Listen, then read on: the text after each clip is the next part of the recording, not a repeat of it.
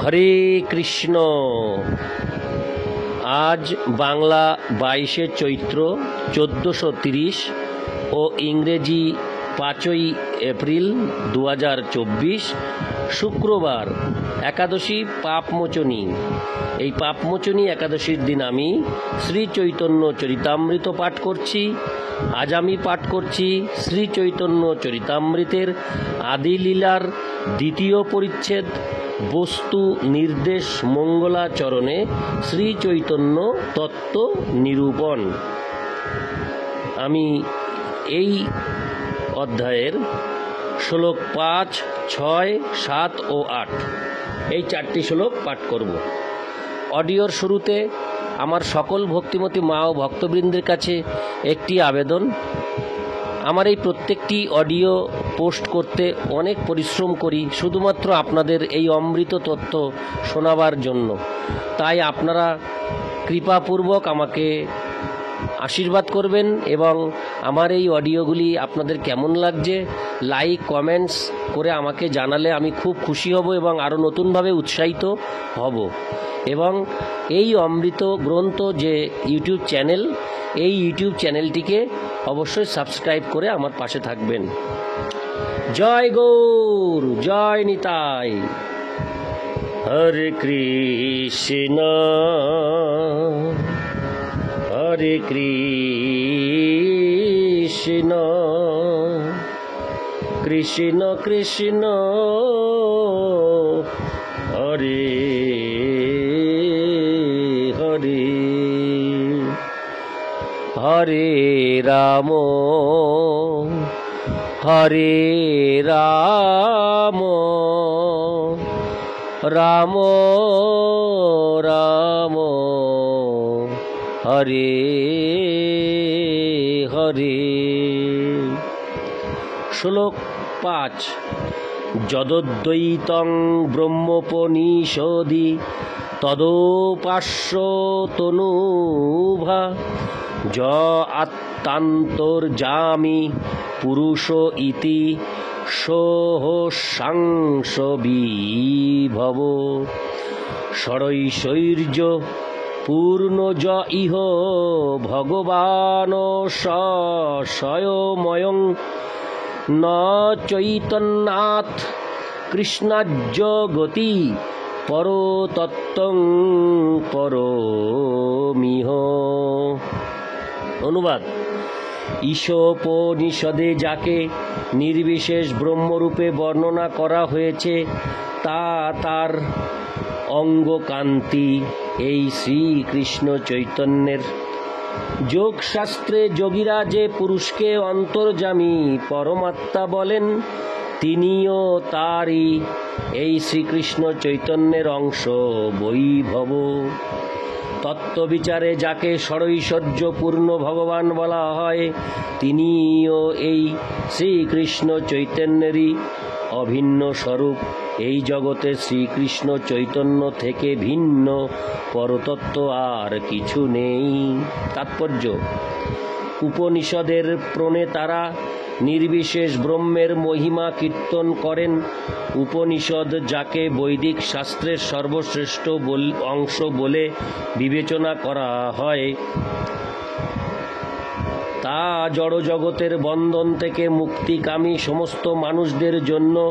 এই সমস্ত মানুষেরা যথার্থ জ্ঞানের হরে কৃষ্ণ আলোক প্রাপ্ত হওয়ার জন্য সদ্গুরুর শরণাগত হন।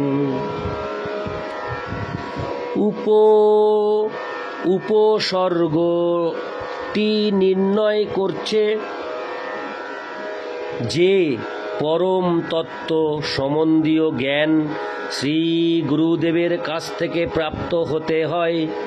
সদ্গুরুর প্রতি যার শ্রদ্ধা রয়েছে, তিনি পারমার্থিক উপদেশ লাভ করেন এবং জড়জগতের প্রতি তার আসক্তি শিথিল হয়। তখন তিনি পারমার্থিক মার্গে অগ্রসর হতে সমর্থ হন। উপনিষদের চিন্ময় জ্ঞান জীবকে জড়জগতের বন্ধন থেকে মুক্ত করতে পারে এবং এভাবেই জড়জগতের বন্ধন থেকে মুক্ত হয়ে পারমার্থিক জীবনে উন্নতি সাধন করার মাধ্যমে পরমেশ্বর ভগবানের ধামে প্রবেশ করা যায়। পারমার্থিক উপলব্ধির প্রথম সোপান হচ্ছে ব্রহ্মজ্ঞান। বৈচিত্র্যময় জড় বিষয়গুলি ক্রমান্বয়ে বর্জন করার ফলে এই উপলব্ধির স্তরে উন্নীত হওয়া যায়। নির্বিশেষ ব্রহ্ম উপলব্ধি হচ্ছে দূর থেকে দৃষ্ট পরম তত্ত্বের আংশিক অভিজ্ঞতা, যা যুক্তিতর্কের পন্থা অবলম্বন করার মাধ্যমে লাভ হয়।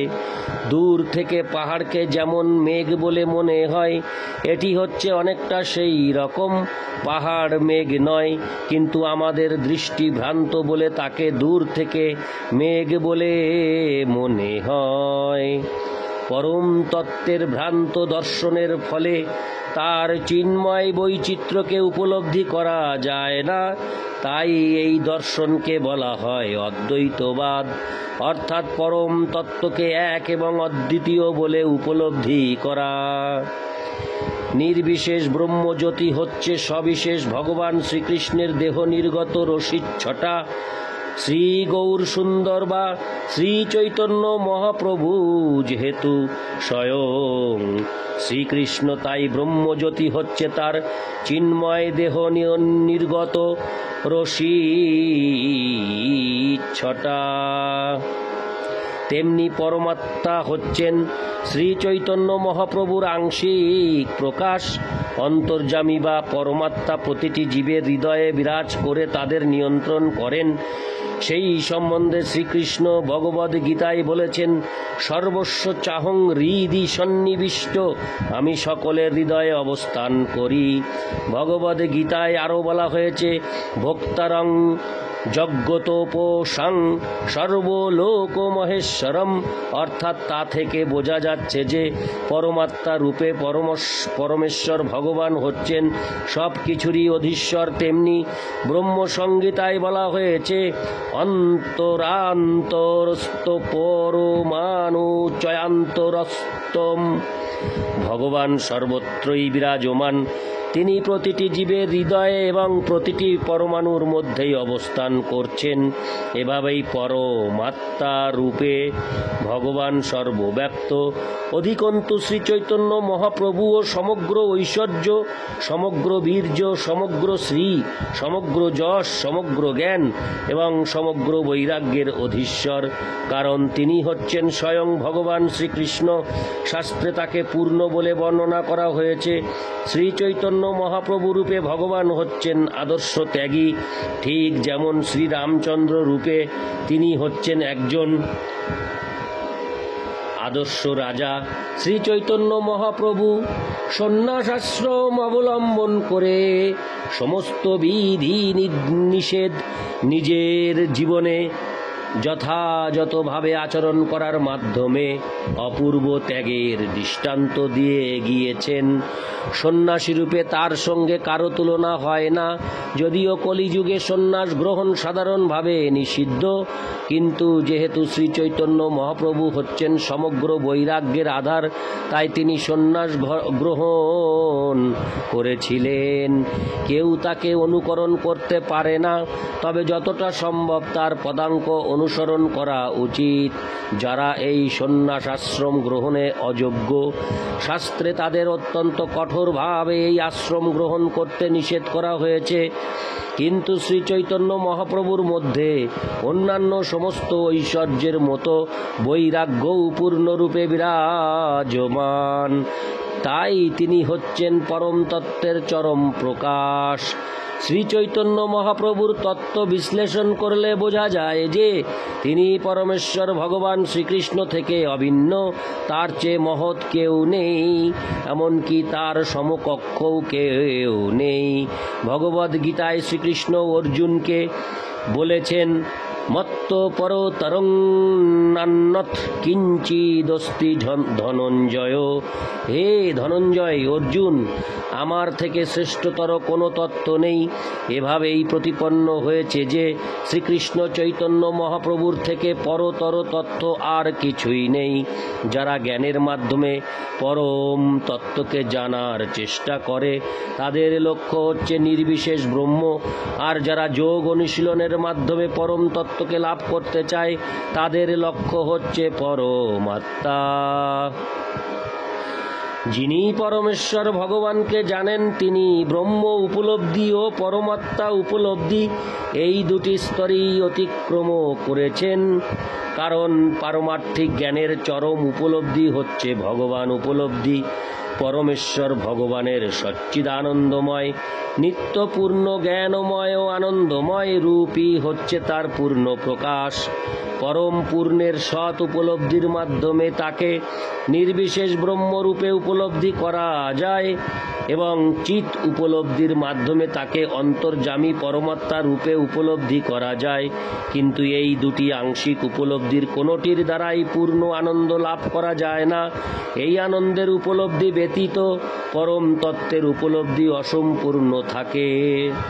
শ্রীল কৃষ্ণদাস কবিরাজ গোস্বামী কৃত শ্রী চৈতন্য চরিতামৃতের এই শ্লোকটি শ্রীল জীব গোস্বামী প্রণীত তত্ত্ব সন্দর্ভের একটি উক্তির দ্বারা প্রতিপন্ন হয়েছে।